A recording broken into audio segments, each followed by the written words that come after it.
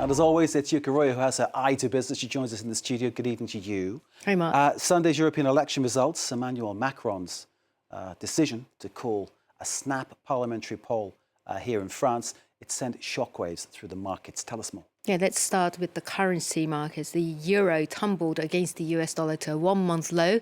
The common currency fell 0.5% against the greenback and the British pound earlier on Monday, though it has since recovered slightly. It also hit a 7-week low against Swiss francs. Now, the increase in support for the right-wing parties in the European Parliament was not a big surprise, but Macron's calling a snap election was a big shock, according to one market analyst. Let's take a listen. Uncertainties arising from a snap election that has been announced in France are certainly causing a lot of concern, especially in the currency market. However, this is also due to the fact that we don't know exactly how these parliamentary elections will turn out. That would destabilize Europe as a whole somewhat. For example, if Macron had to work with a right-wing parliament. That creates uncertainty, especially for the euro, and it strengthens the dollar. That is the sound of financial nails being hit squarely on the head there. I think his analysis is spot on. French companies pummeled then in the stock market. Well, some of the country's largest banks led a general decline in the stock market this Monday on concern that a promise of higher public spending by Marine Le Pen's National Rally could worsen France's debt situation and hurt banks as a whole. BNP Paribas fell by almost 8% at the open and closed down nearly 5%. Société Générale and Crédit Agricole also suffered heavy losses. Motorway operators Eiffage and Vinci also traded significantly lower as the far-right party proposed to nationalise French highways and reduce road tolls by 15%. Gas and electricity firm Engie suffered a bad day, while smaller renewable energy specialist Voltalia lost 5% amid the National Rally's opposition to wind and solar. And Paris led the decline in the European markets. Tell us more. European stocks declined in general after Sunday's results, but France and Germany, the bloc's biggest economies, where the far-right surged, declined more than the pan-European index, in particular Paris. The CAC 40 closed down more than 1.3%. Over in the United States, though, stocks edged higher this Monday as investors await the Federal Reserve's upcoming interest rate decision later this week. The Dow gained 0.2%, the Nasdaq 0.3 percentage point. Tech giant Apple, though, finished the day down 2%, even after it unveiled a long-awaited AI strategy at its annual developers conference, including a plan to bring OpenAI's ChatGPT to its devices, Mark.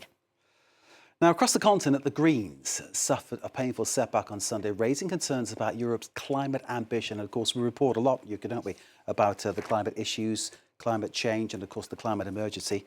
This vote for the Greens perhaps suggesting some kind of a recalibration among voters. Yeah, the Green Party lost around 20 seats, a far cry from their strong showing back in 2019. This is public support for the European Green Deal, which aims for net zero emissions by 2050, has been chipped away by an energy crisis and inflation that hurt voters' wallets.